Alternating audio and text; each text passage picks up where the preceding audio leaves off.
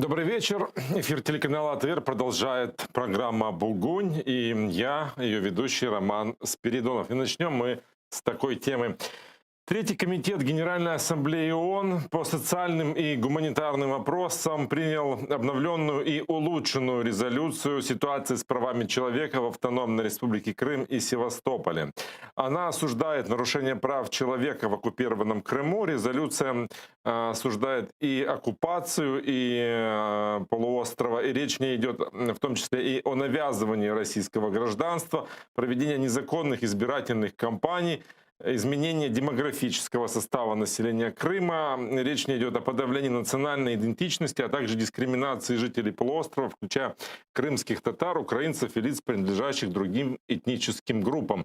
Давайте послушаем, как принятие этой резолюции прокомментировала первый заместитель министра иностранных дел Эминет Джипар.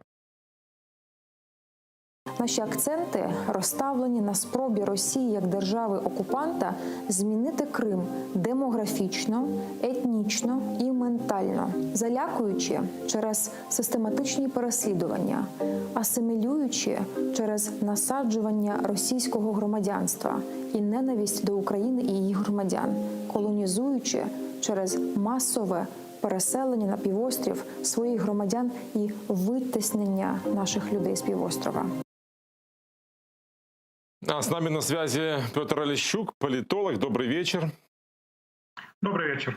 Давайте попробуем порассуждать по поводу новой обновленной резолюции. Что в ней нового? Стала ли она сильнее? Будет ли она эффективнее? Ви розумієте, оцінювати резолюції ООН в категоріях ефективності достатньо важко, тому що, на жаль, останнім часом вони працюють не настільки ефективно, як ми того хотілося. І крім того, це ж не лише проблема України. Ми бачимо, що цей рік – це був рік масштабної активізації конфліктів у всьому світі.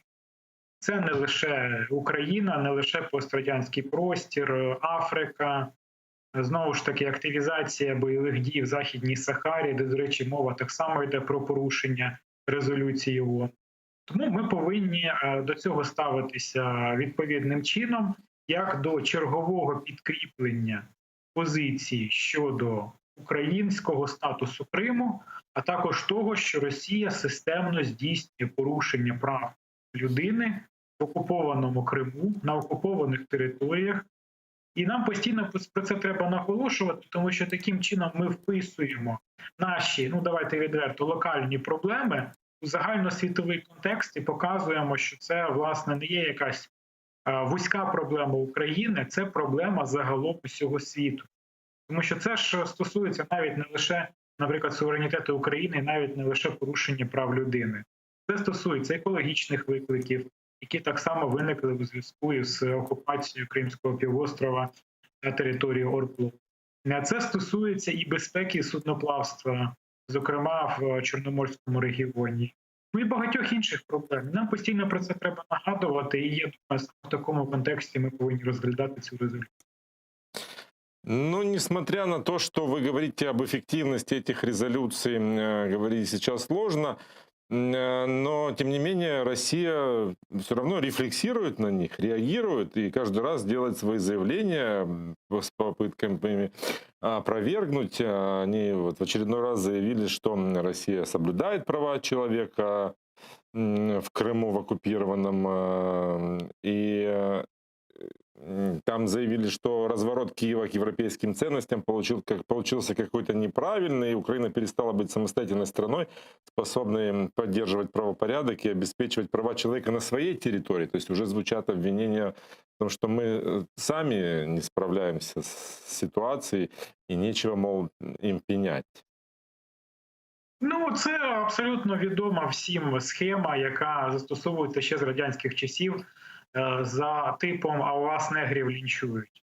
Тобто це універсальна відповідь у будь-яких відповідних ситуаціях, але тут треба знову ж таки розуміти, на що конкретно вказує Росія і що конкретно вона має на увазі. І головна відмінність України від Росії полягає в тому, що Україна ніколи себе не протиставляла світовому порядку або, наприклад, системі міжнародного права. Будь-який громадянин України, права якого порушені, він може звертатися як в українські інстанції, так і по їх завершенню, наприклад, до Європейського суду з прав людини. І Україна, якщо хтось проходить відповідні інстанції, Україна виконує рішення Європейського суду з прав людини. Так, часто із затримками, так, ефективність при цьому українського правосуддя показана як достатньо низька, але громадянин України може відповідним чином звертатися в будь-які інстанції. В випадку Росії громадянин Росії нікуди звертатися не може, тому що не так давно Росія перейшла до такого принципу, що національне право важливіше, ніж міжнародне. Вони це все задекларували, вони не так давно закріпили це за підсумками референдуму у Російській Конституції, і таким чином жодної надії реально захистити свої права на території, яка знаходиться під російською владою, ні в кого немає. І це є факти. Звичайно, що Росія буде обвинувачувати всіх і довкола, і т.д. і т.п., але з іншого боку, чи повинні ми на це особливо зважати, якщо рахувати, що, в принципі, вона про це говорить уже не один рік.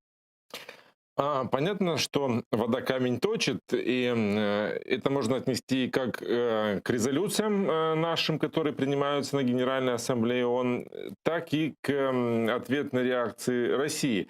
Давайте проанализируем эффект от этих резолюций или, скажем, поддержку этих резолюций. Вот в этот раз резолюцию поддержали, это пока на комитете, да, 63 страны, 85 воздержались, а 22 выступили против. Мы можем сравнить с прошлыми, предыдущими голосованиями? Это больше или меньше поддержали нашу резолюцію стран? Я точно не пам'ятаю статистику, вона постійно коливається, тому що це не перша резолюція і, мабуть, не остання. Були факти більш серйозної підтримки. Тобто можна сказати, що, в принципі, якісь відповідні там спроби проводити в цьому контексті. Але навіть якщо країна утримується, це ж не означає, що вона виступає проти, наприклад, територіальної цілісності і суверенітету України. Тобто, власне, чому Росія, от ви згадали про те, що Росія кожного разу якось гостро реагує на всі ці резолюції, документи, незважаючи на їхній декларативний характер. Тому що все одно більша частина світу не визнає факту анексії Криму Росії. Є окремі країни, ми їх знаємо, які це визнають, але їх дуже мало, і за великим рахунком це маргінальні країни. Так, значна частина країн світу не виражає якимось чином свою позицію, не висловлює якось активну підтримку України, але все одно вони фіксують приналежність Криму Україні. Петр, давайте я вас перебью на секундочку. Мы именно о странах, которые голосовали против этой резолюции, поговорим чуть позже. Оставайтесь с нами на связи. Сейчас к нам подключается Ольга Скрипник, руководитель Крымской правозащитной группы. Добрый вечер, Ольга. Знакомы ли вы уже с текстом этой резолюции? Можете отметить, что в ней нового, в отличие от предыдущих? Можно ли назвать ее, скажем так, дипломатическим прорывом? Добрый вечер. Да, мы знакомы с этим текстом хорошо. Наша организация, Крымская правозащитная группа и другие крымские правозащитные организации подавали свои рекомендации. Мы делаем ежегодно. И в этот раз наши рекомендации также были учтены. Например, мы подавали рекомендацию включить имя Сервера Мустафаева вместе с Эмиром Усмином Суку. И, как видим, в проекте третьего комитета это есть. Мы считаем, что это поможет и освободить его, и в том числе это поднимает на уровень Генеральной Ассамблеи проблемы политических заключенных и активистов. Также важным новшеством, скажем так, которое есть в связи с ситуацией, это проблема COVID-19. Как раз наша организация подавала предложение включить ответственность Российской Федерации за то, что Россия не защитила гражданское население в Крыму в условиях COVID-19. Более того, все эти милитаристские мероприятия, военные парады и так далее, наоборот, создают только риски для людей. Это мы прописали, и важно, что это есть как ответственность Российской Федерации по международному гуманитарному праву, что теперь, скажем так, перечень нарушений еще расширился в отношении Российской Федерации. Что еще важно? Есть важные призывы новые. Не только упоминать везде Автономную Республику Крым и город Севастополь, когда называется Крым, но и также называть органы и структуры именно как оккупационные власти Российской Федерации. Это тоже очень важный момент, который появился. И речь еще из нового, например, есть важный призыв к разным странам, да, именно государствам-членам ООН, принять участие в международных структурах по Крыму. Я думаю, что в первую очередь речь идет об инициировании Украины Крымской платформы как переговорного процесса по Крыму, который не так давно анонсировал МИД Украины. Так что вот такие есть новшества. Но опять же не все, там довольно много новых правок, и усиливается вопрос активистов и преследования украинской православной церкви в Крыму. Многое другое. Благодарю вас за комментарий. И мы возвращаемся к разговору с Петром Олещуком. И мы уже начали говорить, да, о странах, которые голосовали против этой резолюции. Что это за страны? Ну, знову ж таки, там традиційно це країни, які орієнтуються на Росію. Деякі з них визнали анексію Криму. Це, зокрема, партнери Росії по відповідному союзу, цій самій ОДКБ, або такі країни, як Нікарагуа, Венесуела. Тобто це країни, які традиційно на Росію орієнтуються. Водночас далеко не всі країни, які традиційно голосують проти проукраїнських заяв, формально вже визнали анексію Криму Росією. Такі, наприклад, як Білорусія, які намагаються, знову ж таки, якось явно свою позицію не декларувати в цій ситуації. Тому тут у нас, знаєте, люблять робити такі аналогії, що там проголосував проти резолюції, значить ти автоматично, наприклад, визнаєш анексію Криму Росії. Ні. Для цього країна має відповідним чином оформити свою позицію там і далі рухатися у відповідному напрямку. Я повторю, знову ж таки, я хочу завершити думку, яку я раніше починав, що, в принципі, так або інакше, все одно більша частина країн сучасного світу визнає Крим українською територією. І Росія прекрасно розуміє, що для того, аби закріпити стан анексії, їй потрібно цю ситуацію переломити. Шляхом тиску, підкупу, якихось відповідних геополітичних торгів, але вона має це зробити, тому що допоки вона це не зробить, ні в кого не буде відчуття того, що це справді відбулося як даність, а не просто як щось тимчасове.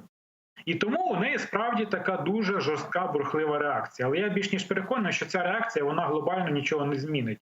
І той формат відносин і ставлення до кримського питання, який сформувався на даний момент, він ще буде існувати в такому вигляді тривалий час. Немного статистики, о которой мы уже начали говорить. Если в этот раз на комитете пока только 63 страны проголосовали за, 85 воздержались, 22 выступили против, то в прошлом году, в 2019-м, за резолюцию уже на самой Генеральной Ассамблее против голосовали 19, а не 22, и воздержались 66. То есть стало больше стран, которые против резолюції на 3 страни. Ну, дещо стало більше, які, знову ж таки, стали проти, і більше країн значно стало, які утрималися. Але, знову ж таки, у кожної країни при цьому є свої власні мотиви. Ну, ми ж прекрасно з вами розуміємо, що от вони, більшість країн світу достатньо далекі і від України, і від Росії, і від усього іншого. Але у більшості країн є свої власні мотиви підтримувати або не підтримувати те або інше рішення. У когось є сепаратистські рухи, у когось є окуповані території, у когось є територіальні претензії і конфлікт. Тому кожна країна, коли вона підтримує те або інше рішення, вона в першу чергу спирається із свого власного бачення світобудови, наприклад, примату міжнародного права, концепції непорушності кордонів і тому подібне. Україна, до речі, діє точно так же. Чому, наприклад, Україна в нинішній ситуації довкола Карабаху і не лише в нинішній, а протягом усього конфлікту виголошувала підтримку Азербайджану? Дуже просто, тому що виголошуючи підтримку Азербайджану, ми підтверджуємо відданість принципу непорушності країн Європи, кордонів країн Європи після Другої світової війни. Тому так само це не тому, що, знаєте, якісь там сентименти чи тому подібне. Це просто відображення наших власних національних інтересів. Ну і соответствие нормам міжнародного права, коли ніхто... Абсолютно вірно. Абсолютно вірно. Але ви ж розумієте, що, наприклад, якщо країна сама є агресором, як Росія, то вона буде відстоювати не непорушність міжнародного права, а право сильного, що вона і намагається постійно робити. А Україна завжди послідовно відстоює принципи непорушності кордону та пріоритети міжнародного права. І не лише тому, що це просто якийсь принцип, а тому, що це відповідає національним інтересам України. Ну, в этой ситуации интересна, конечно, поляризация этих голосов. То есть Европейский Союз традиционно голосует за, Америка голосует за. Китай, который вроде бы уже вышел на самостоятельные, достаточно твердые позиции в мире, его же нельзя напрямую отнести в орбиту влияния России. Почему он не поддерживает нашу резолюцию? Ну, у них, я думаю, багато відповідних причин. Відносини з Росією, і все, що з цим пов'язано. Тобто вони, очевидно, не хочуть, щоб це все впливало на відносини з Росією, як достатньо важливого партнера Китаю, але вони і не голосують проти. І це так само зрозуміло чому, тому що Китай так само є країною із достатньо складними територіальними відносинами з сусідніми країнами. Китай – це, наприклад, проблема Тайваню, відносин з Тайванем. Китай – це проблема Тибету і багато-багато інших відповідних проблем. Тому вони зайняли таку позицію утримуватися. Вони утримуються від виголошення якоїсь чіткої позиції з цього питання. І це дозволяє їм, очевидно, грати свої власні дипломатичні ігри, водночас продовжуючи відносини з Україною, там, де їм це вигідно, і підтримуючи відносини з Росією там, де їй це вигідно. Ну і водночас це не заважає їм постійно декларувати якісь принципи, пов'язані із непорушністю кордонів. Что Украина может предпринять, чтобы консолидировать мировое сообщество, чтобы это голосование было еще более эффективным? Ну, ви розумієте, більшістю голосів це рішення буде підтримано. Кількість голосів тут глобально ні на що не повпливає через багато відповідних причин. Водночас це рішення воно не буде носити якогось обов'язкового характеру. Тобто це буде чергове нагадування, чергова декларація. Можливо, Україні, в принципі, варто займати якусь більш проактивну позицію. Ми знаємо, що не так давно ініційовано створення відповідної платформи щодо деокупації Криму. Я думаю, що нам треба її нарешті зібрати, ну і там уже більш предметно спробувати це питання обговорити. Я, чесно кажучи, саме в форматі ООН найближчим часом з кримського питання проривів не очікую. Хоча я розумію, що резолюція, мабуть, буде все ж таки підтримана більшістю голосів. Мы продолжим с вами разговор. Оставайтесь, пожалуйста, на линии. Сейчас с нами на связи Искендер Бариев, член Меджлиса, глава Крымско-татарского ресурсного центра. Дело в том, что Крымско-татарский ресурсный центр предоставил информацию специальному докладчику по вопросу о правах человека и окружающей среде в ООН для отчета. И это была информация, называлась как «Влияние нерациональной политики оккупационной власти Российской Федерации на водный баланс Крыма». Расскажите, пожалуйста, что вот в этом отчете вы подготовили, Искендер Ага, и как это должно повлиять на ситуацию с водой в Крыму? Добрый вечер. Да, действительно, существует вообще в системе ООН, существуют универсальные механизмы, и одно из направлений именно в универсальных механизмах — это институт специальных докладчиков. И вот как раз-таки специальный докладчик по вопросам прав человека и окружающей среды, его задача как раз-таки готовить отчеты для ООН по вопросам, именно связанным с правами человека и с климатическими изменениями, с экологией, с водой. Потому что действительно в мире очень сильно сегодня мир беспокоит ситуация с наличием или с количеством питьевой воды, пресной воды, ситуации с изменением климата и так далее. И поэтому спецдокладчик доктор Дэвид Бойдл, он заявил о том, что он собирает материалы для доклада, а он будет презентовать свой доклад 21 марта 2021 года на тему «Слишком грязно, слишком мало, слишком много. Глобальный водный кризис и права человека». И вот здесь как раз-таки тема Крыма, она вполне ложится, потому что ситуация с водой достаточно сложная. И мы в своем отчете или в своих материалах, которые направили для господина Дэвида Бойда, мы расписали следующие моменты. Первое, то, что мы владеем информацией о том нерациональном использовании воды со стороны оккупационных властей. Я сейчас думаю, если будет у нас время, я могу перейти на цифры и на тенденции, которые есть, которые В общих чертах. Да, в общих чертах. То есть мы четко показываем в своем отчете, что если бы было бы рациональное использование естественных природных ресурсов и водных ресурсов в Крыму оккупационной властью, то для населения Крымского вполне хватало бы обеспечить водой. И говорить о какой-то гуманитарной катастрофе вообще нет необходимости.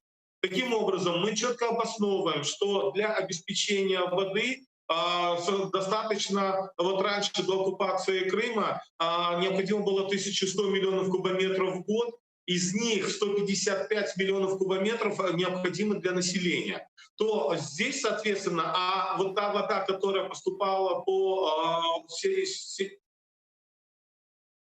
К сожалению, отключился у нас Эскендер Бариев, но мы продолжим разговор с Петром Олещуком.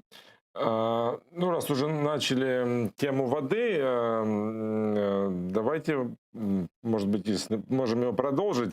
Если есть вам какая-то информация по поводу вот эффективности действий ООН, может ли этот доклад, который готовит Дэвид Бойду, повлиять на то, что появится, может быть, какая-то гуманитарная миссия международная, она сможет попасть в Крым, может как-то повлиять на оккупантов, чтобы их перераспределить водные ресурсы со своих военных объектов, каких-то об'єктів больших технологічних на нужди людей. Та ви ж бачите, в чому проблема? Проблема в тому, що Росія стверджує, що у них з водою все прекрасно. І в такій ситуації вона може взагалі ігнорувати будь-які відповідні спроби. Тобто вони, знаєте, займають таку достатньо двоїсту позицію. З одного боку, постійно нагнітають в ЗМІ істерію щодо того, що там Україна не дає воду, а з іншого боку, офіційно постійно стверджують, що з водою у них все прекрасно, що води у них достатньо, ніякої води їм української не потрібно і тому подібне. Тож я не думаю, що ми повинні з вами якось особливо розраховувати на те, що Росія буде співпрацювати в цій ситуації з якимись структурами і тому подібне. Вона насправді не дуже зацікавлена в тому, щоб якось там створювати комфортні умови мешканцям Криму. Їм це не дуже потрібно. У них тема води – це виключно тема для того, аби, по-перше, тиснути на Україну, намагатися залякувати Україну перспективами того, що не в будь-який момент розпочнуть якісь бойові дії через це. І я думаю, що саме в такому контексті Росію це питання води і цікавить. К нам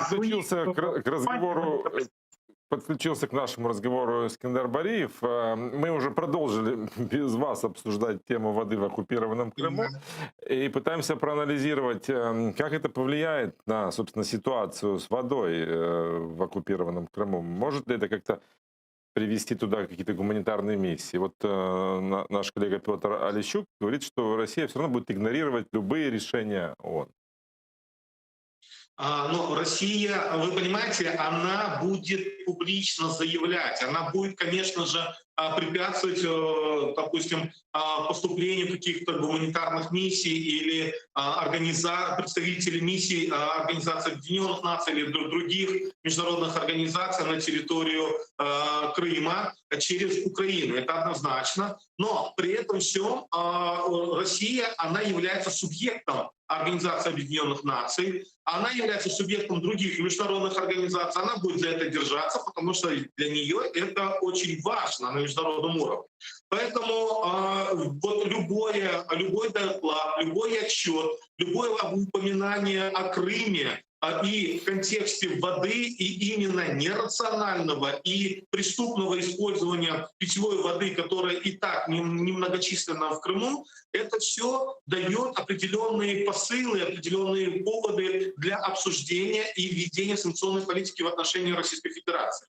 Поэтому мы в своем отчете и дали, с одной стороны, ту полную информацию, что из-за перенаселения Крыма, то есть завоз населения из Российской Федерации, из-за проведения туристического сезона, где более 3,5 миллионов человек посетили, из-за военных поучений, из-за строительства этих электростанций, из-за неправильного перераспределения русел естественных рек, из-за нерационального использования в трех главных, скажем так, источников пресной воды, где были запрещен забор этой воды ранее. Это Нежинский, это, скажем, там еще два остальных. И, соответственно, здесь речь идет о том, что вода чрезмерно используется, естественная вода используется оккупантами для промышленной и военной деятельности. И, кроме того, оккупанты за эти годы абсолютно ничего не предпринимали для того, чтобы обновлять систему водоподачи, потому что система строилась, это трубопроводы и так далее, и она строилась 50 лет назад. Если в украинские времена эта система обновлялась, то в этом случае потеря воды 50-60%. Таким образом, мы доказываем, что мы сделали исследование с помощью космических съемок. И завтра у нас будет в 11 утра презентация онлайн, и все желающие могут послушать, где мы будем детально говорить, мы будем показывать съемки, мы будем показывать изменения водных зеркал 50 крупных, скажем, водоемов в Крыму. И, соответственно, мы четко обосновываем, мы берем данные испарения, мы берем данные повышения температуры, мы берем данные, скажем, изменения. И, соответственно, таким образом, с помощью данных съемок мы еще раз, кроме той информации, которая взята из, скажем так, наземных источников, мы подтверждаем космическими съемками.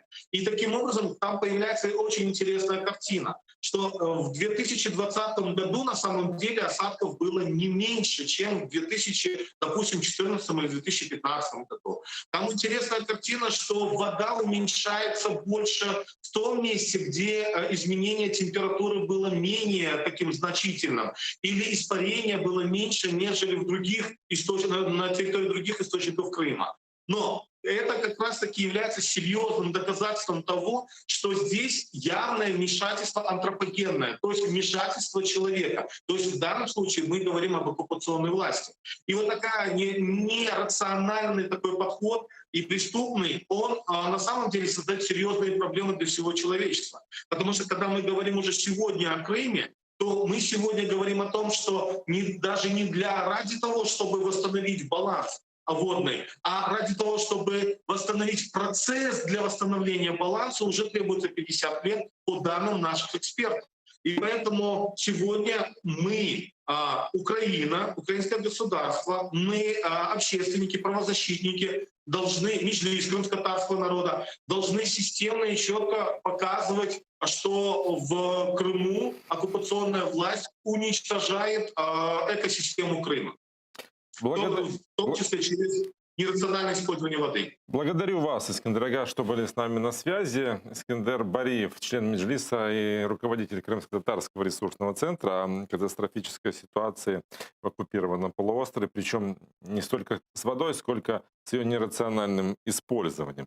Давайте продолжим говорить о резолюции, которую сегодня одобрили, собственно, и о каких-то возможных политических последствиях, и в том числе об эффективности самого инструмента Генеральной Ассамблеи ООН. Уже неоднократно звучат, собственно, заявления о каком-то кризисе этой организации, о том, что эти резолюции принимаются, но коэффициент полезного действия у них невысок. Действительно ли это так видится? Или, может быть, мы просто не видим, как этот механизм работает, или он будет давать там результаты в будущем? Можна просто як-то їх ждати. Ну, чесно кажучи, навряд чи ми справді можемо якось розраховувати виключно на резолюції ООН і інших міжнародних організацій, тому що, на жаль, ми знаємо багато прикладів відповідних конфліктів, які існують в світі, існують десятиліттями, але до цього часу не врегульовані і навіть якогось помітного прогресу там немає. Всі ситуації, коли знову ж таки відбувалося остаточне врегулювання відповідних конфліктів, вони більшою мірою були пов'язані з якимись геополітичними процесами, геополітичними силами, такими як, наприклад, об'єднання Німеччини стало результатом розпаду радянської системи і Радянського Союзу, так само, як і набуття, наприклад, незалежності країн Балтії, які 50 років знаходились під владою СРСР, які, до речі, 50 років багатьма країнами не визнавалися як частина СРСР. Тож ми повинні це все розуміти, але знову ж таки, якби це все не мало значення, то справді реакція Росії була б дещо інша. Росії потрібно переломити ситуацію по відношенню до себе в позитивний бік, і вона робить для цього все.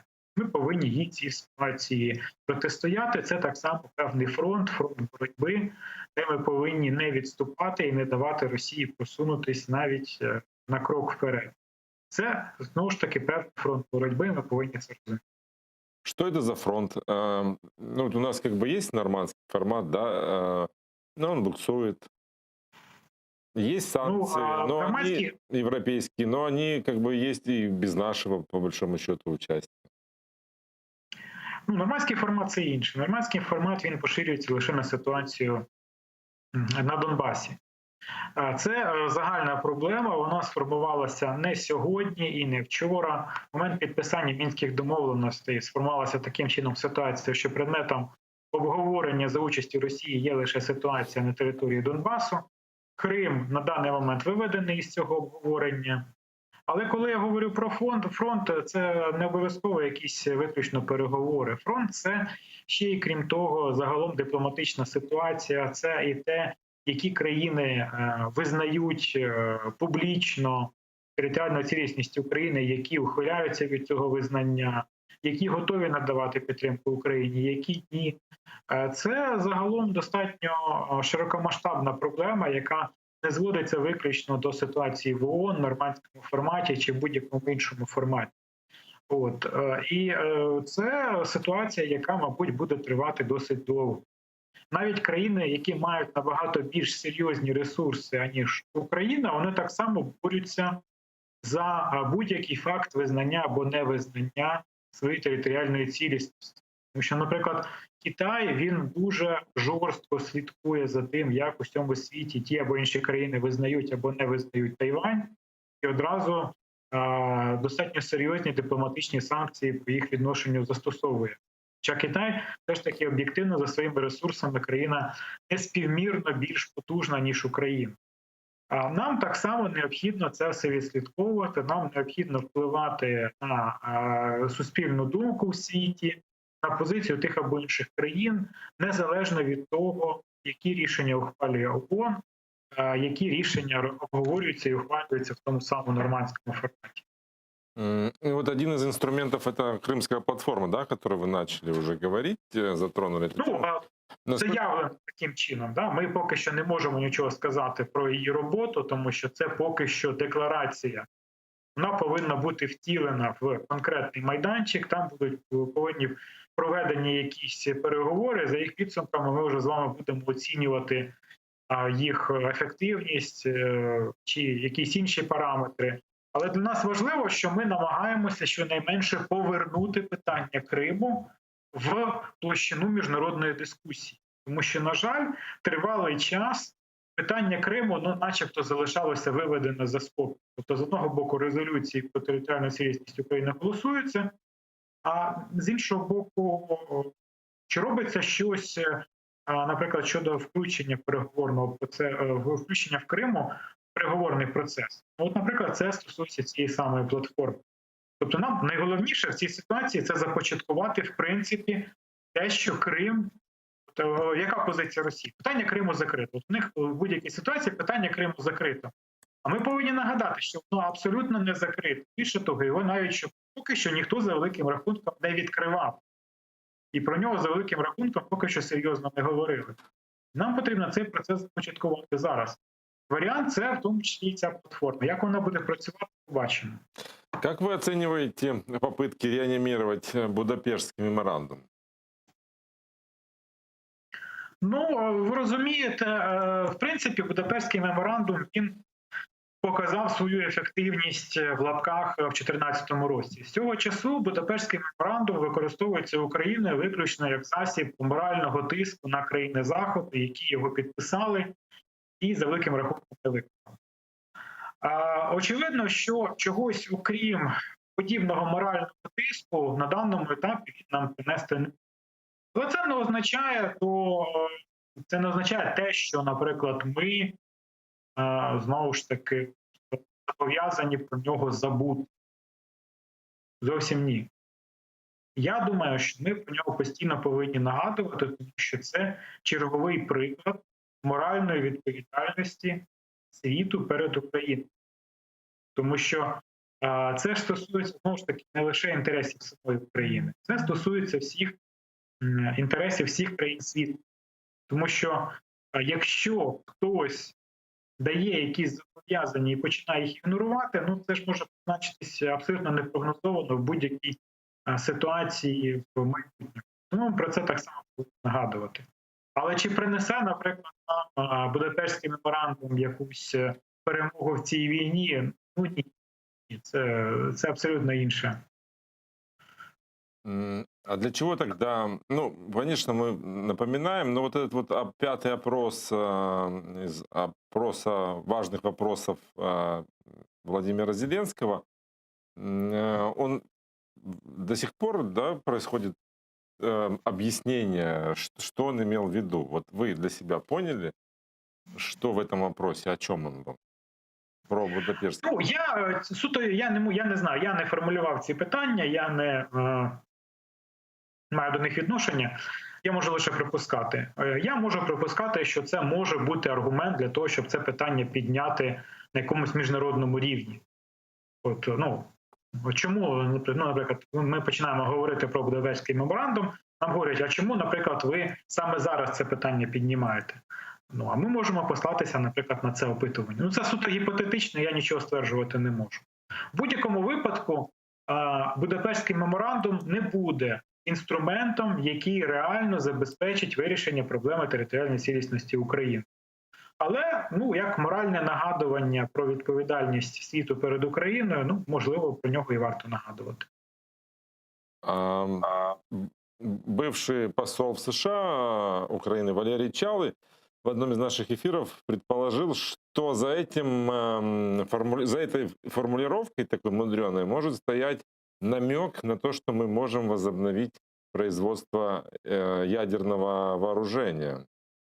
Может ли так розвиватися события?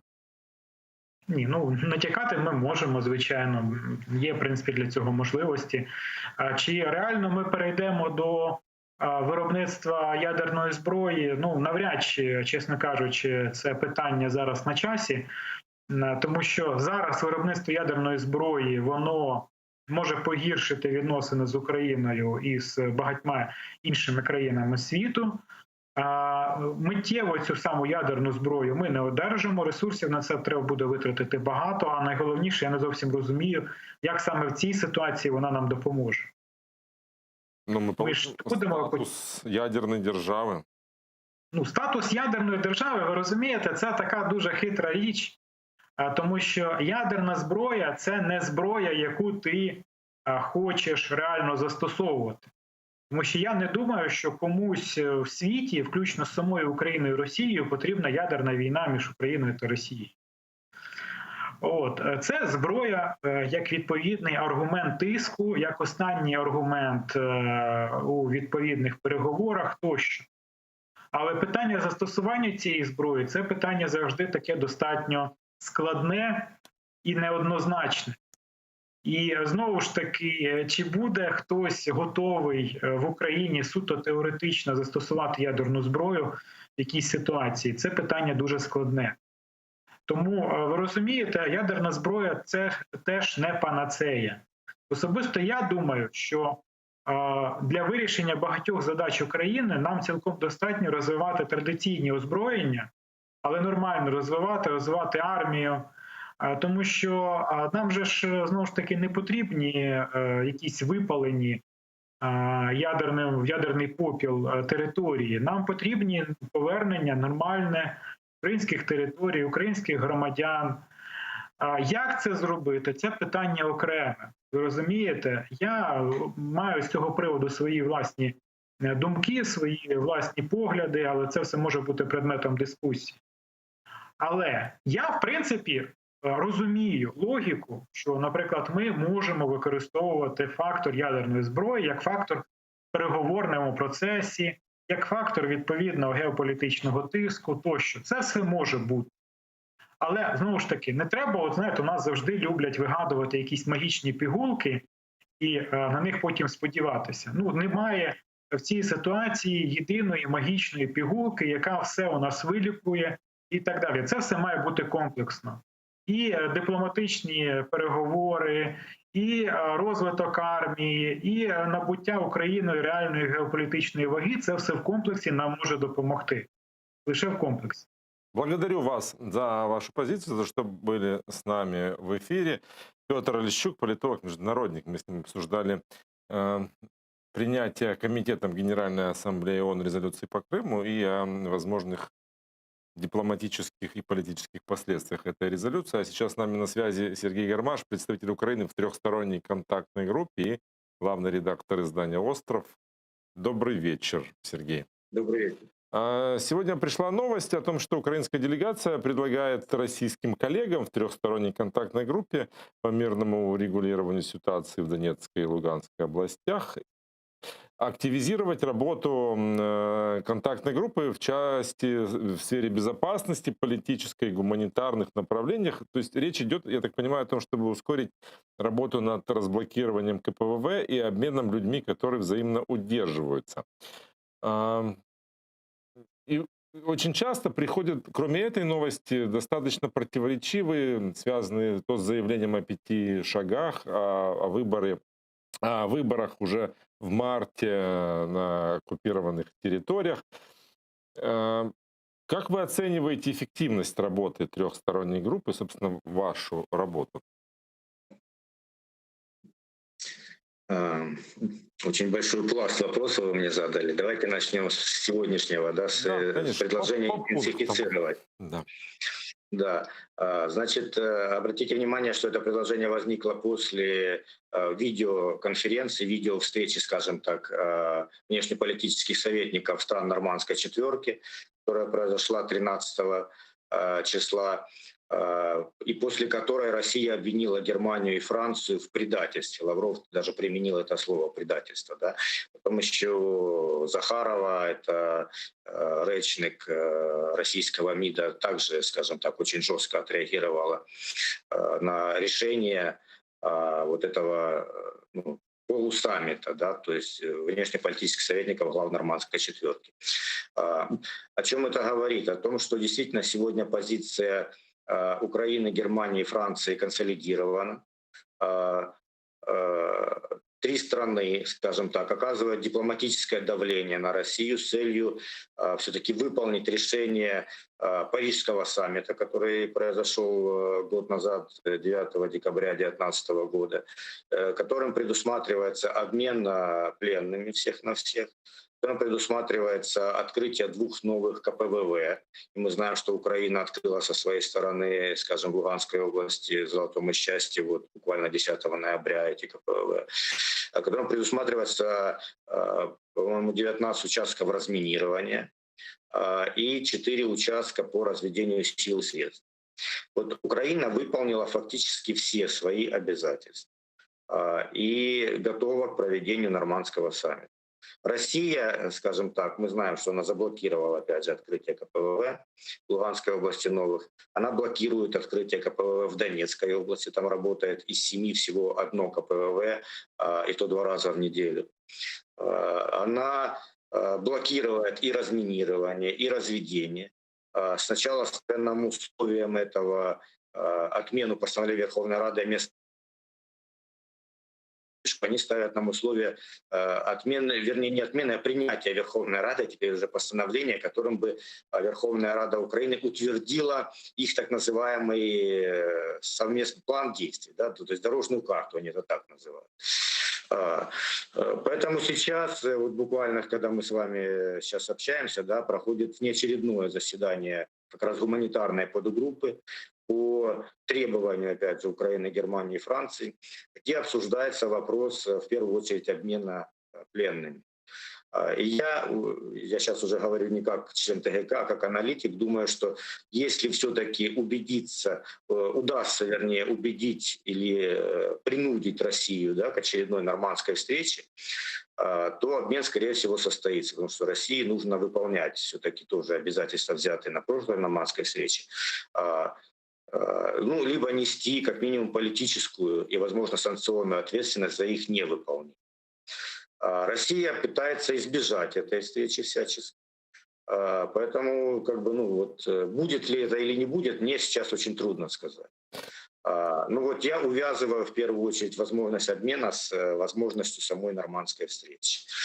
Что касается открытия КПВВ, вот буквально там несколько минут назад мне написали из ТГК, что договорились по некоторым техническим вопросам, но пока еще процесс продолжается. То есть чем он закончится, трудно сказать. Но я думаю, что в Луганской области, скорее всего, КПВВ все-таки откроют, потому что там действительно чисто технические проблемы, они, по крайней мере, так называют. Они оказались не готовыми, не успели подготовить инфраструктуру, возможно, денег не хватило или не туда они пошли. Из-за этого они не открыли их, скажем, вовремя. Но я думаю, это решаемые вопросы. Что касается вашего вопроса вообще о эффективности ТКГ, я считаю, что она сейчас работает достаточно эффективно, и что меня очень радует, она работает, скажем, достаточно понятно, для меня, по крайней мере. То есть сегодня позиция Офиса Президента, позиция руководства делегации и всей делегации, они очень, скажем, совместимы, да, синхронны. И вот как раз последний план, который Леонид Макарович Кравчук озвучил, он четко показывает, а я думаю, не он один его писал, а все-таки он согласовывался с Офисом Президента, он четко показывает линию на то, что не будет субъективизации ОРДЛО, чего я, честно говоря, всегда очень опасался, особенно после прихода Фокина. Он четко показывает, что мы не отступаем от красных линий насчет сначала границы, потом выборы. И, собственно, он повторяет все красные линии, которые были раньше обозначены президентом Зеленским. Поэтому сейчас, мне кажется, знаете, мы взяли инициативу снова, мы ее потеряли, честно скажу, вот когда Россия начала блокировать переговоры в связи с требованием отменить постановление Верховной Рады, мы оборонялись. Сейчас мы снова взяли инициативу и с помощью наших западных партнеров, скажем так, оказываем серьезное давление на Россию, и это, в принципе, заметно даже. Поэтому ситуация, конечно, может меняться, но вот на данный момент, я считаю, она позитивна. Просто когда идет информация о 5 шагах, и среди них звучит конкретная дата про выборы в марте, до которого-то осталось-то совсем ничего, звучит это, по крайней мере, несколько удивительно и не очень правдоподобно. Я понимаю, но давайте учитывать то, что это, скажем, документ, вошедший в дипломатический процесс. То есть это я называю это дипломатическая дата. Я считаю, что если мы предлагаем какой-то план, то он должен все-таки коррелироваться с какими-то датами, да, с хронологией, для того, чтобы иметь возможность проверить эффективность этого плана. Потому что можно написать план, и он будет выполняться 15 лет, да, или 30, как в Карабахе, и урегулирования мы не будем видеть. Это первое. А второе, мы этой датой, хотя я прекрасно понимаю, я думаю, не только я, вся делегация прекрасно понимаем, что она мало реалистична на сегодняшний день, по крайней мере, потому что Россия вряд ли выведет свои войска до марта. Но мы показали нашу готовность решить проблему и выполнить взятые на себя обязательства до этой даты. Поэтому это такая декларативная дипломатическая дата. Но если Россия согласится отдать границу, вывести свои войска, расформировать незаконные вооруженные формирования ОРДЛО, то мы успеем до этой даты, скажем так, принять все необходимые законодательные акты. А есть ли какая-то конкретика по возврату наших пленных? Известно ли, что это за люди, сколько человек? Ну, я уже говорил, что, скажем так, сам возврат пленных возможен только если, скорее всего, если будет договоренность по саммиту. Мгм. Потому что Россия на сегодняшний день блокирует этот вопрос. Она привязывает его к, опять же, повторюсь, к необходимое принятие постановления Верховной Рады, которым бы Верховная Рада утвердила некую дорожную карту. Что очень сомнительно. Я даже сомневаюсь, что эта дорожная карта будет разработана, и, ну, хотя, по крайней мере, быстро разработана. Да? То есть там это два абсолютно лед и камень, два документа. Наш мирный план и их, скажем так называемая дорожная карта. Поэтому говорить сегодня о реальности обмена, ну, я бы не спешил, я бы не давал людям такую надежду. Вопрос чисто политический, скажем так. И пока говорить о том, кто там, сколько, я думаю, никто не может это говорить. Тем более, что мы 4 раза уже подавали наши списки по их требованию. Они там меняли форму списка. Мы все это подаем очень терпеливо. Но они не заинтересованы в своих людях. Они вот выставляют нам условия политические для обмена. Сначала отмена постановления Верховной Рады, теперь принятие Верховной Рады постановления. И их не заботит то, что их люди тоже сидят, скажем так, в тюрьмах. И они даже ни разу не подали свои списки. Понимаете? То есть если мы 4 раза подали, то они свои ни разу не подавали даже. Поэтому говорить о количестве, тем более о персонале, очень преждевременно. Благодарю вас за то, что нашли время для того, чтобы подключиться к нашему эфиру. Сергей Гармаш, представитель Украины в трехсторонней контактной группе, главный редактор издания «Остров» был с нами на связи. Сейчас мы перейдем к теме, в которой, казалось бы, уже почти все ясно. Это выборы президента США. Там уже СМИ объявили победителем Джо Байдена, но результаты до сих пор не оглашают. И вот сегодня стало известно, что избирательная комиссия штата Висконсин согласилась издать приказ о пересчете голосов в округах Милуоки и Дейн по требованию штаба президента, действующего ныне президента Дональда Трампа. По результатам голосования Джо Байден выиграл в Висконсине, он также выиграл в этих округах с перевесом более чем 2-1, но тем не менее в штабе Трампа считают, что там были вбросы, они настаивали на пересчете, и избирательная комиссия, ну если можно так назвать эту структуру, которая ведет подсчет голосов, согласилась пойти на пересчет.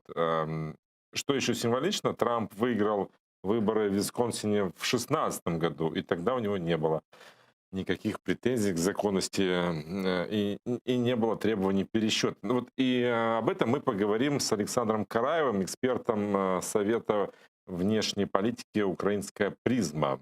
Добрый вечер. Да, добрый вечер вам. Стоит ли ожидать, что это решение избирательной комиссии Висконсин может как-то изменить результат президентських виборів? По суті, ні. На подібних справах, на подібних переглядах Трамп може максимум виграти до десятка тисяч голосів. І це не в одному штаті, а сумарно. Себто це скоріше треба сприймати як політичний хід. Тобто, по-перше, в Трампа зараз питання збереження лідерства в республіканській партії. Він має показати, що навіть програвши вибори, він залишається потужним і, в принципі, центровим політиком для партії, а для цього йому треба показати силу. Ну, тобто змусити демократів грати на його правила. В цьому випадку перерахувати голоси. По-друге, оспарювання виборів і взагалі перерахунок голосів – це класична для Америки штука. Так робили республіканці, коли переміг Обама, так робили демократи, коли переміг Трамп. І тому, в принципі, це логічний процес, який має просто підтвердити результати виборів. Тому фактично такий перерахунок навіть для Байдена є позитивним. Він покаже, що вибори відкриті і переміг він чесно. Ну і по-третє, не будемо забувати, що ще не закінчені вибори в Сенат. І в нас буде другий тур голосування в штаті Джорджія, і саме цей штат вирішить, хто буде більшістю в Сенаті. Тому наразі і для республіканців, і для демократів будь-яка можливість вплинути на виборця, в тому числі подібного роду, є надзвичайно важливою. Еще одна есть новость, которая касается в том числе наверное, и наши политики. Палата представителей Конгресса США проголосовала против участия России в G7. Законопроект направлен на то, чтобы не допустить участия России во встречах Большой Семерки и восстановления формата G8 с участием России. И вот одной из причин нежелания видеть Россию в этом формате конгрессмены назвали продолжающуюся оккупацию Крыма. И они это могут изменить только при условии, если Россия прекратит любое вмешательство в выборы в США, выборы других стран, государств, членов НАТО и ЕС, полностью выполнит свои обязательства в рамках Минских договоренностей, прекратит незаконную оккупацию Крыма, Южной Осетии, Абхазии и выведет свои войска из Приднестровья. Ну, вот фактически такое маловыполнимое решение. Но почему вдруг оно появилось сейчас? Тут є декілька цікавих факторів. По-перше, Трамп досі президент, і рівно після президентських виборів у нас мав проходити саміт Великої Сімки, який мав проходити в Сполучених Штатах. Але досі, ось у нас скоро вже кінець листопада, Трамп не оголосив ні дату проведення, ні місце проведення. При цьому він зараз, очевидно, починає пришвидшувати взагалі всю свою діяльність. Він поїхав на саміт Тихоокеанського партнерства, він підписав укази про виведення військ, тобто він мав би пришвидшити питання з самітом G7. Але за місяць до виборів Трамп казав, що Росію треба повертати. Тобто, чому таке рішення вийшло? Для того, щоб не дати Трампу в останні місяці свого президентства наробити буквально шкоди. Тому що повернення Росії до формату G8, точніше, повернення взагалі до формату G8, є згубним для американської зовнішньої політики, і вона порушить так звану континуальність цієї політики, тобто певну пролонгованість дій та рішень. І, до речі, це рішення є цікавим для України і ще з іншої точки зору. Дійсно, там наголошується про окупацію Криму, про агресивні дії на Сході, виконання Мінську. Так і наголошувалося, коли Росію виганяли з G8. Але тепер до цього питання додається ще питання окупованих земель в Грузії, Абхазії, Осетії, і додається питання Придністров'я. Себто очевидно, що при адміністрації Байдена ми побачимо більш широкий тиск на Росію, ми побачимо більш комплексний тиск на Росію. Себто, розуміючи, що Трампа треба зупинити від якихось таких дій, Байден навпаки затягує Штати все більше протистояння з Російською Федерацією, що, очевидно, є плюсом для України і, в принципі, для всього західного світу. Ну вот такая импульсивность, скажем так, Трампа, насколько она расшатала институциональные возможности, институты сбалансирования, которые все-таки сдерживали его, может быть, не всегда продуманные решения в стране.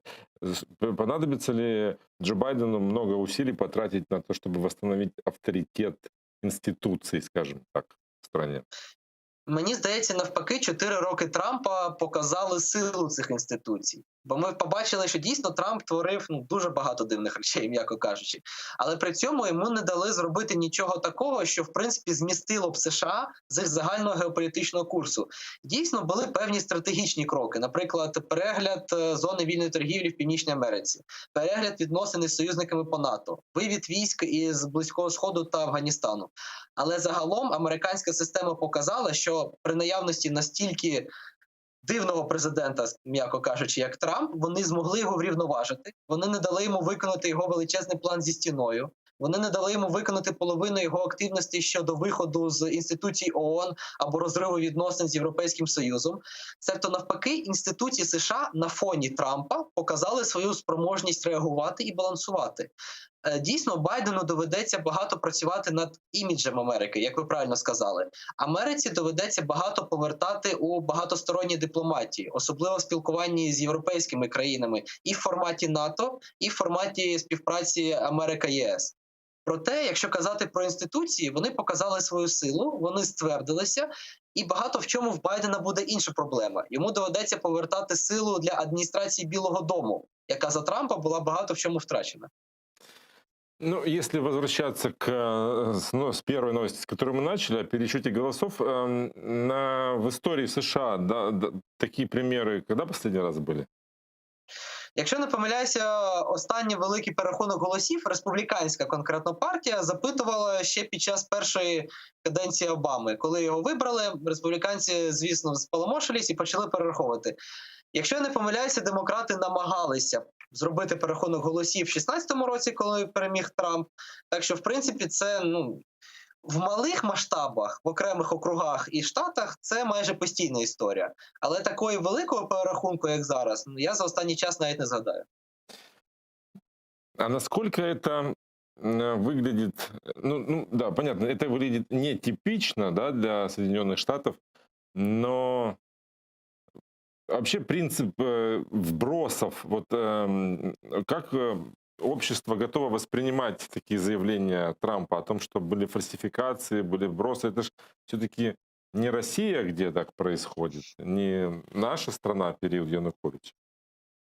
В принципі, в Америці це має доволі негативний вплив, тому що наразі за дослідженням багатьох центрів ми бачимо, що американці починають сумніватися в своїй демократії. Себто йде сумнів не лише в окремих урядовцях або в президентові, як це було раніше, іде сумнів в самій системі демократії, в самій системі виборів. І фактично подібними закидами, подібними судовими процесами Трамп продовжує свою кампанію 2016 року навіть. Адже нагадаю, в 2016 році Трамп прийшов як антисистемний кандидат, який казав, що ці федерали в Вашингтоні, вони створили прогнилу систему, яка не працює для звичайного американця. І наразі, коли він ставить під сумнів роботу цієї системи, ставить під сумнів вибори, він фактично продовжує оце питання щодо неспроможності системи втілити інтереси звичайного американця. На щастя, я не думаю, що це матиме якийсь вирішальний вплив. Себто ми не можемо казати, що там демократія в Сполучених Штатах постраждає, або демократії в Сполучених Штатах мало. Це можуть казати там російські пропагандисти, але хто їх слухає все рівно. Єдине питання, яке на фоні цих справ може виникнути, знову ж таки, чи зможе система, яка балансувала Трампа останні 4 роки, забалансувати ось такий його підхід до виборів. Тобто, чи зможе судова система вже цього разу нормально відреагувати на дії Трампа? Тому що ми ще чекаємо його подання до Верховного суду. Бо я майже впевнений, що він буде судитися з офіційними результатами через Верховний суд. І дійсно, реакція Верховного суду стане визначальним критерієм того, як взагалі судова система Сполучених Штатів, а отже, екстраполюючи, судова система західних демократій, реагує на таких лідерів, як Дональд Трамп. А может ли это привести к какому-то пересмотру принципов самой избирательных кампаний, подсчету голосов? Я думаю, в цей момент більше штатів ведуть так звані додаткові формати перерахунку голосів. Нам дуже пощастило, що, скажімо, в штаті Джорджія існує законодавство, яке каже, що при наявності певної різниці, якщо не помиляюсь, 1,5% між кандидатами, перерахунок голосів проводять автоматично. При цьому на першому етапі підрахунку голосів це повністю автоматизована система, при перерахунку повністю вручну. Я сподіваюся, що американська система в такому випадку просто введе більше подібних перевірок, введе більше подібних законів, тобто пройде так звана адаптація системи до нових умов. Я дуже сумніваюся, що подібне зроблять інші західні країни, хоча вони б мали це зробити, тому що Трамп – це просто показник. Він не феномен сам в собі. Трампізм і взагалі отакий підхід до демократії, до системи – це зараз загальний західний тренд. І тому я сподіваюся, що після Америки нове законодавство, нові процедури, новий підхід до виборів візьмуть усі інші західні країни. Ну, а за ними вже, сподіваюся, і ми. Вы правда считаете, что после Трампа трампизм – это до сих пор тренд? Абсолютно. Или это уже пройденный этап, от которого будут избавляться в Європі? Результати цих виборів показали, що ми побачили в Трампа підтримку на рівні майже 50% загалом по країні. Хоча демократичні ліберальні медіа, як там CNN і інші, прогнозували йому на рівні 30%. Тобто, насправді, запит на політику Трампа досі існує. Причому по тому, як його підтримали деякі європейські лідери, скажімо, Словенія або Угорщина, або праві партії у Франції, ми бачимо, що це запит не тільки американський. Я трохи поясню, що я маю на увазі під трампізмом. Трампізм – це перш за все концентрація на внутрішній політиці. Тобто відхід від зовнішніх зобов'язань, відхід від багатосторонньої дипломатії, відхід взагалі від таких великих союзів. По-друге, трампізм – це егоїстична політика стосовно мігрантів і стосовно взагалі зовнішнього світу. Тобто гроші, робота і громадянство залишаються всередині країни. і ми нікому не відкриваємося. І по-третє, трампізм – це бізнесовий підхід в дипломатії. Тобто ми робимо щось, якщо це нам вигідно. Якщо це нам не вигідно, ми будемо торгуватися, поки це не стане вигідно. І дійсно такий підхід, мало того, що має підтримку населення, він стає популярним і все більше популярним. Тому Байдену і іншим сучасним лідерам доведеться наступні років 5 жити в світі Трампа. Бо Трамп дійсно створив свій окремий світ. Если провести аналогию, то значит ли это, что может вырасти популярность, допустим, там Марии Ле Пен во Франции или же альтернативы для Германии? Ну, на щастя, ми вже це спостерігаємо. Скажімо, остання щастя? криза із... На счастье? Ой, на щастя для Марі Ле Пен, я не договорив. На щастя для неї і, на жаль, для Франції багато в чому. На фоні терактів мусульманських екстремістів у Франції за останній місяць, на жаль, ми спостерігаємо зріст її популярності. Ми спостерігаємо, як вона спекулює на темі американських виборів, до речі. Ми спостерігаємо, як вона спекулює на нібито слабкості західної демократії. І дійсно, ми також це бачимо, скажімо, на протестах в Німеччині. Бо зараз в Німеччині проходять багатотисячні протести проти карантину, проти коронавірусних обмежень, які відповідно викликали сплеск захворюваності в Німеччині, особливо в землі Бранденбург. Тобто запит на трампізм уже створює проблеми в Європі. І дійсно, як ви правильно сказали, перш за все через Марі Ле Пен у Франції і через альтернативи для Німеччини в Німеччині. Тут же еще нужно учитывать один фактор, что именно и Мари Ле Пен, и альтернативу для Германии связывают с тесной дружбой с Россией. Дійсно, і Росія може це використати. Тобто вибори в США показали, що Росія прийняла більш виважений підхід. Якщо в 2016 році росіяни, будемо відверті, прокололися по всім фронтам, вони були викриті, вони були в США засуджені, і через них у Трампа був фактичний імпічмент в половину. Наразі росіяни зайняли більш обережну позицію. Наприклад, за багатьма звітами в Америці вони намагалися притопити рейтинг як Трампа, так і Байдена. Вони тепер працюють набагато більш обережніше і в Європі. Скажімо, незважаючи на те, що очевидна їх підтримка для Марі Ле Пен і для альтернативи для Німеччини, і для інших праворадикальних партій у Європі, особливо там, де ці партії змогли взяти місця в парламенті, наразі вони діють обережніше в тому плані, що їх важче викрити.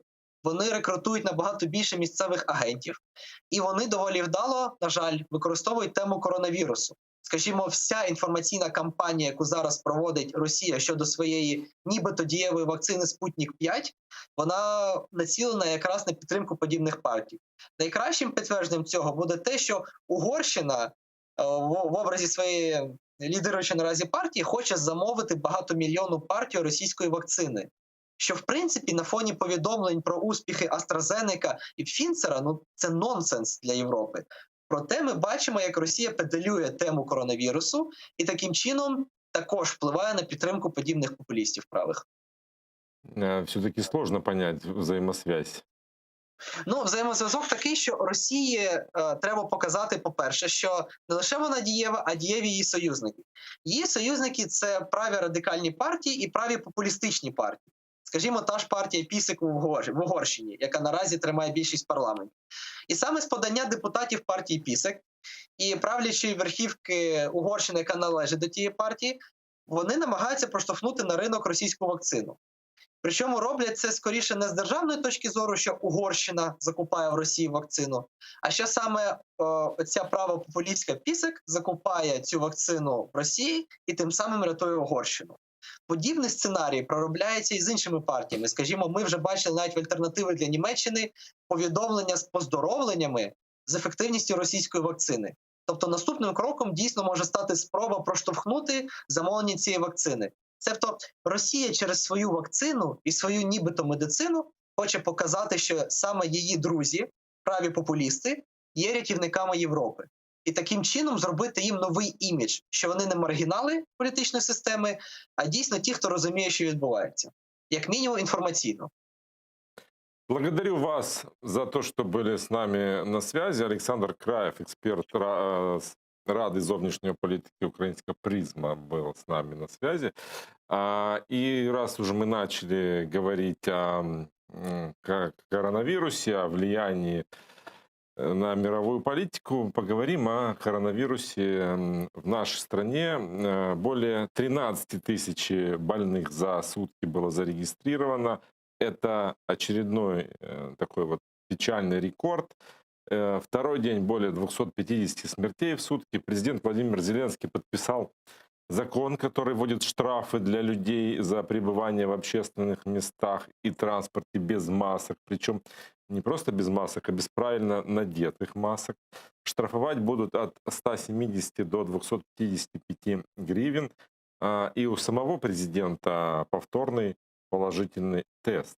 И вот в такой ситуации мы сегодня находимся и будем говорить о том, как себя уберечь, о том, как нужно ли придерживаться правил, о том, помогает ли карантин выходного дня действительно сбить эту статистику. Мы поговорим с Николаем Деминым, главным врачом Киевской городской больницы номер 17. Добрый вечер. Добрый вечер.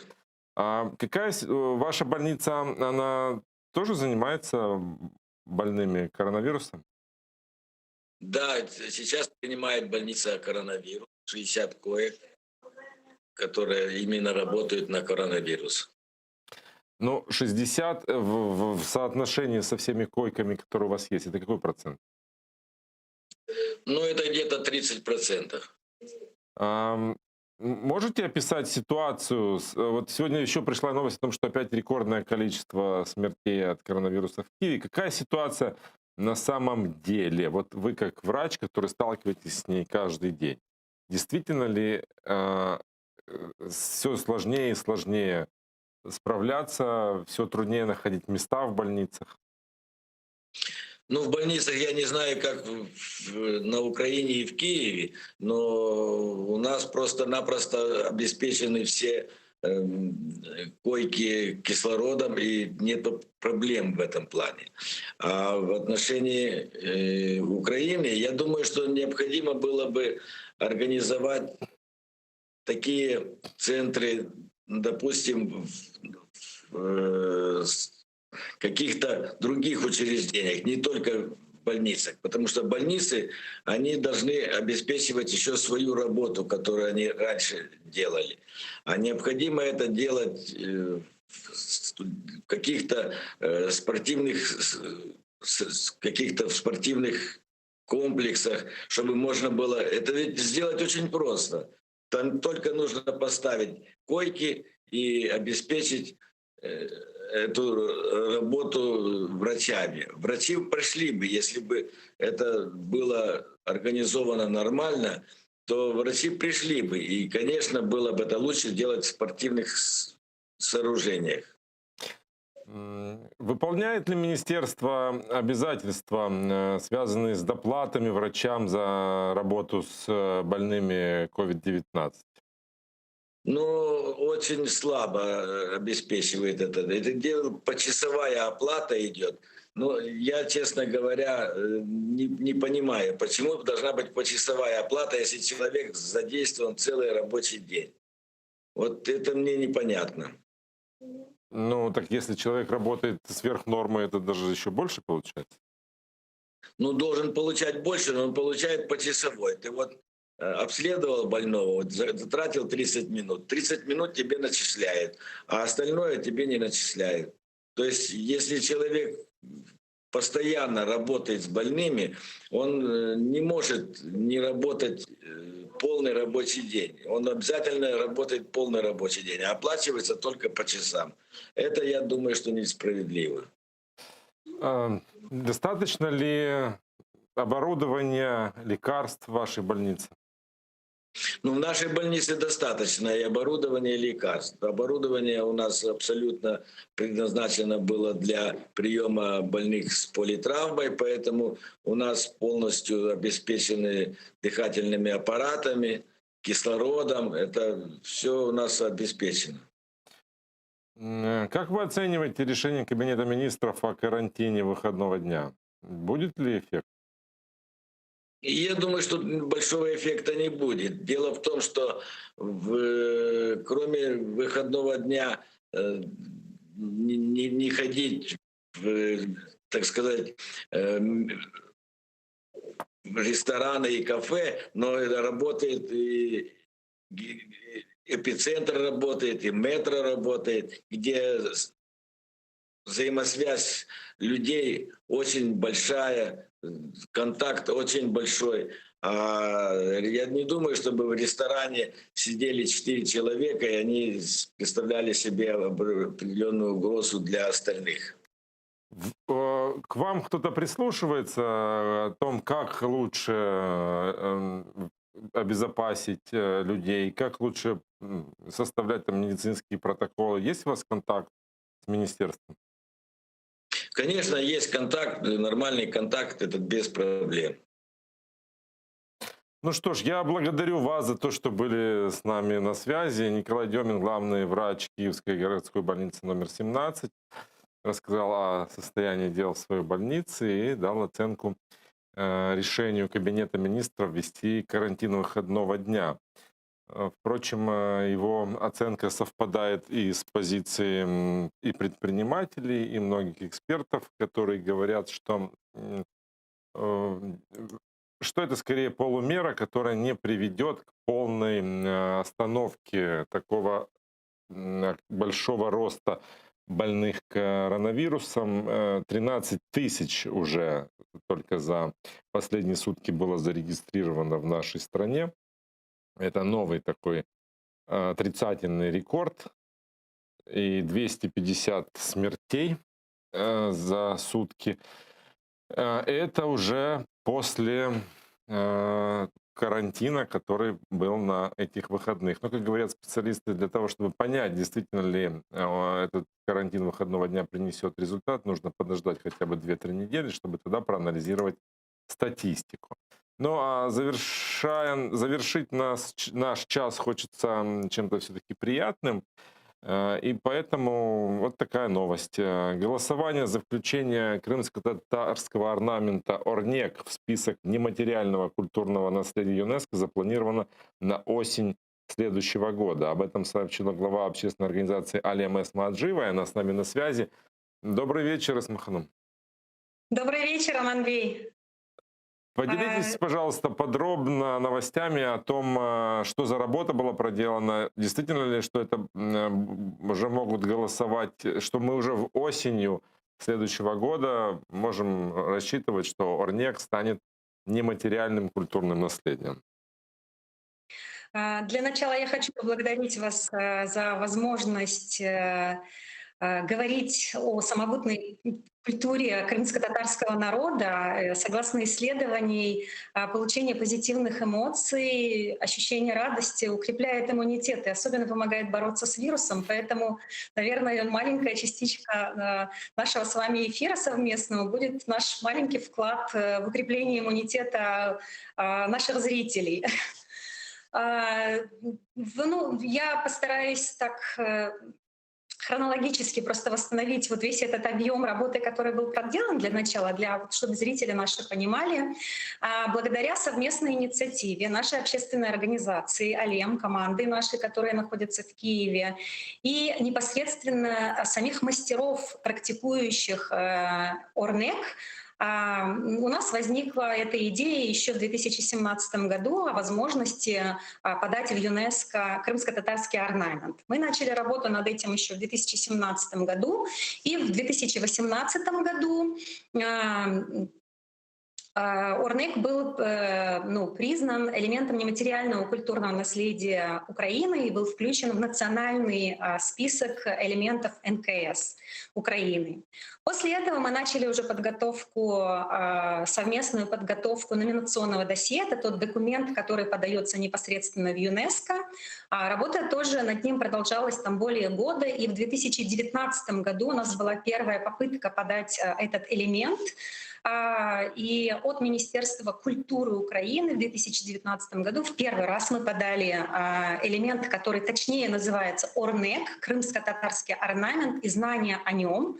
Мы подали в ЮНЕСКО. Почему именно так называется этот элемент? Потому что благодаря этому элементу мы хотим говорить с миром с окружающим миром, о традициях, культуре, сделать узнаваемыми крымский татарский народ, ну, не только в Украине, но и за его пределами. Да? И мы говорим о том, что этот элемент нематериального культурного наследия, он еще включает в себя не только визуальную красоту, но и глубокие смыслы. Ну, вот, к примеру, в исламе изображение живых существ не приветствуется, и поэтому так традиционно сложилось, что через растительные орнаменты мы передаем в крымско-татарских орнаментальных композициях целые истории, целые там могут быть закодированные пожелания. И в 2019 году этот элемент был принят, ЮНЕСКО, но из-за того, что у них не оказалось достаточного ресурса к рассмотрению этого элемента, действительно, это протокольный момент, потому что ЮНЕСКО в конце года объявила о том, что такое большое количество поступило заявок, что мы не можем обрабатывать огромный объем, огромный массив информации, и было принято на их одном из заседаний принято решение, что от одной страны будет рассматриваться один элемент в 2 года.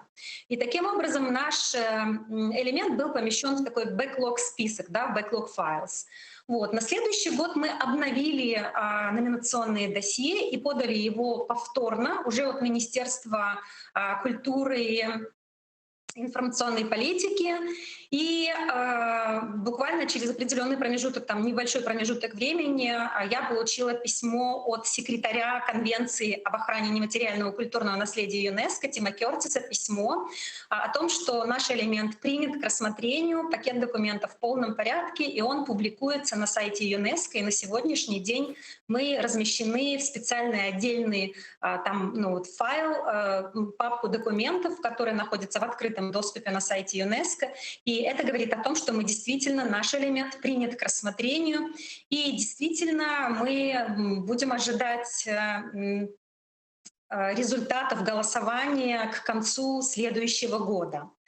Но я бы хотела сказать еще о том, что это не просто пассивное ожидание, а на самом деле это начало большого пути, непростого пути, потому что ну, это не конечный результат, да, быть принятым в реестр, там, репрезентативный список нематериального культурного наследия ЮНЕСКО. Это как раз-таки начало большого пути, потому что затем начинается большой труд, который заключается в популяризации, изучении, архивирование данных, и также ну, работа именно с этим элементом абсолютно в разных контекстах, вот чем мы сейчас, в общем-то, и занимаемся.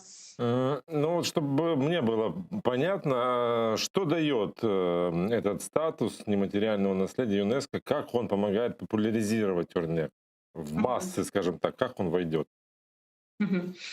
Ну, здесь я бы разделила это на 2 составляющие части. Да? Это непосредственно наша работа, работа команды нашей общественной организации совместно с мастерами прикладного искусства, которые практикуют этот элемент. Ну, вот в ЮНЕСКО это называется носители элемента. Да? И вторая часть, благодаря тому, что этот элемент будет находиться непосредственно в реестре самого ЮНЕСКО, в случае его включения, да, в этот реестр, это ну, огромное количество контактов именно с этим сайтом, потому что, ну, к примеру, да, могу вам привести маленький пример. Люди, которые уже побывали там в огромном количестве, там, ну, ознакомились с большим количеством разной культуры, к примеру, но ищут что-то новенькое для себя. Это могут быть обычные потребители, да, этих знаний, это могут быть профессионалы, это могут быть художники, это могут быть мастера прикладного искусства. И таким образом, благодаря тому, что мы включим этот элемент в репрезентативный список, мы просто не в сотни, а в 1000 раз, наверное, увеличиваем вероятность дальнейшего контакта и дальнейшей популяризации. И таким образом через элемент культуры мы мы популяризируем и крымско-татарский народ, потому что с главными участниками вот в самом элементе являются носители элемента. Почему нематериальное культурное наследие? Да, там, ну, в переводе с английского, ну, неосязаемое культурное наследие, потому что оно основано на деятельности людей, ну, это практики. И называется это еще живой культурой. То есть это не музейные артефакты, да, это реально живые люди, с которыми можно коммуницировать, с которыми можно взаимодействовать. И поэтому даже маленький элемент сейчас подачи, ну, пример приведу. Маленький элемент просто пока подачи элемент, ну, вот самого Орнека в ЮНЕСКО, а до голосования уже привлек огромное количество различного плана активности. Ну, к примеру, один из проектов, который мы сейчас реализовали, это совместный проект, где совмещены 3 элемента нематериального культурного наследия. Крымско-татарский орнамент Орнек, индонезийская техника батик и третий — это маргеланский шелк, который также зарегистрирован как практика, ну, там, належно, как это сказать, російською мовою, належна практика в ЮНЕСКО. Мы объединили 3 элемента нематериального культурного наследия и в итоге создали коллекцию, которая состоит из... Это фэшн-коллекция шарфов, платков, которые исполнены на узбекском, маргеланском шелке в технике батик, и на котором изображены крымско-татарские орнаменты Орнек.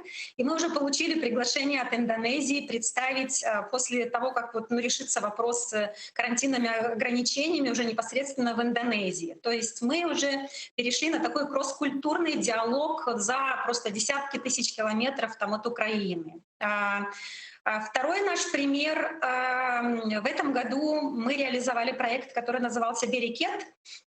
Мастера прикладного, это был такой арт-челлендж, ну, среди мастеров прикладного искусства, которые проживают в основном в Крыму и здесь, на материковой Украине. И каждый мастер в своем изделии изображал один единственный элемент и говорил о смысле. К примеру, что если кипарис или там тополь — это символ мужчины, а тюльпан — это символ, ну, юноши.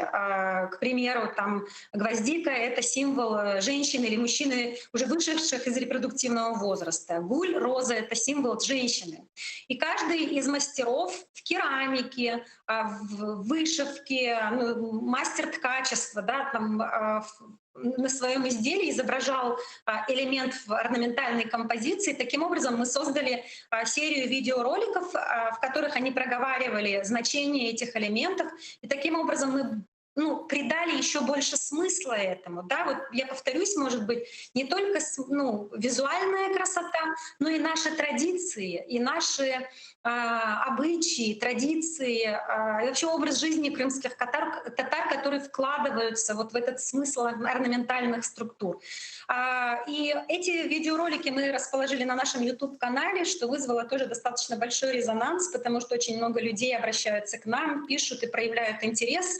И первым результатом, к примеру, вот вчера буквально я получила письмо о том, что мы получаем такую возможность представить крымско-татарский орнамент Орнек на биеннале биеннале текстиля Западных Балкан. И вот там мы будем представлять Орнек, его смыслы и всю нашу команду, которая работает и создает орнаментальные композиции. Таким образом мы популяризируем не только сам элемент нематериального культурного наследия, а самих носителей этого элемента — крымских татар. То есть включение в ЮНЕСКО этого элемента сделает видимыми крымских татар во всем мире, будет популяризировать наши традиции, потому что в Орнеке заложены самые главные, да, наши составляющие. Это уважение к взрослым, это важность семьи, это важность продолжения рода и искренние, открытые, чистые взаимоотношения между членами семьи и окружающими. То есть вот именно вот про эту гармонию, про эту